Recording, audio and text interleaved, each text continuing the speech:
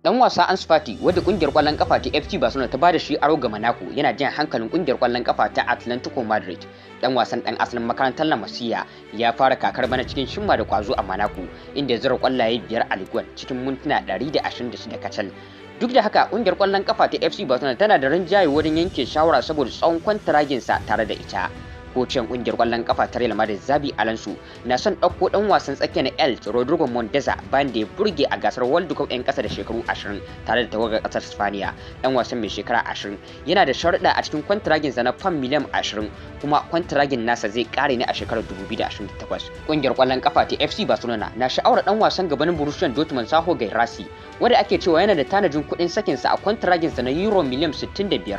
Dan wasan mai shekara 29 ya kasance jigo a gasar zakaran nashiyar turai na shekarar 2024 zuwa shekarar 2025 na mafi yawan zira kwallaye tare da dan wasan kungiyar ta FC Barcelona Rafinha.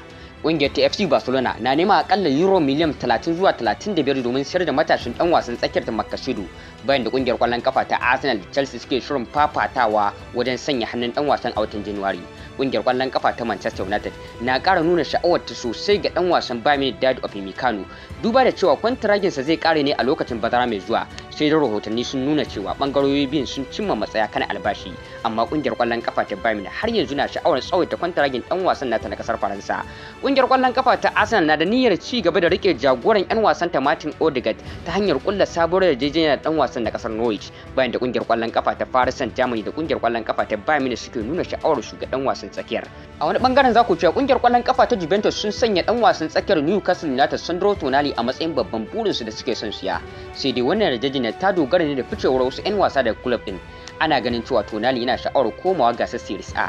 Kyaftin din kungiyar kwallon kafa ta Manchester United Bruno Fernandes mai shekara 31 ba shi da niyyar barin kungiyar a watan January duk da sha'awar da kungiyoyin Saudiya ke nunawa kan dan wasan tsakiyar na Portugal.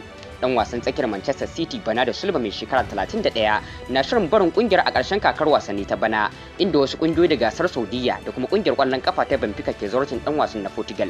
Dan wasan bayan Manchester United da Ingila Harry Maguire mai shekara 31 na fatan rattaba hannu kan sabon kwantaragi a kungiyar, inda yarjejeniyarsa ta yanzu za ta ƙare ne a ƙarshen kakar wasanni ta bana.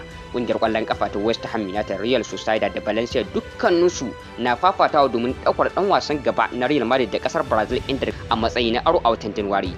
Ƙungiyar gasar MLS Orlando City na son siyan ɗan wasan Tottenham da Chelsea mai shekara 28 a bazar shekarar 2026, kuma har ma sun fara tattaunawa da ƙungiyar ta Tottenham kan ɗan wasan na Brazil.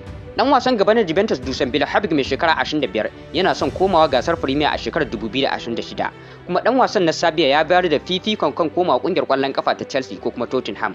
Ƙungiyar ƙwallon kafa ta Manchester United ta shiga gaban Liverpool a fafatawar siyan ɗan wasan gaba na Bournemouth da Ghana Antonio Samammanyo mai shekara 25. Duka dai anan zamu kawo karshen labaran namu, sai ku bayyana mana ra'ayoyinku kan labarin da ke jan hankalinku a sashen comment.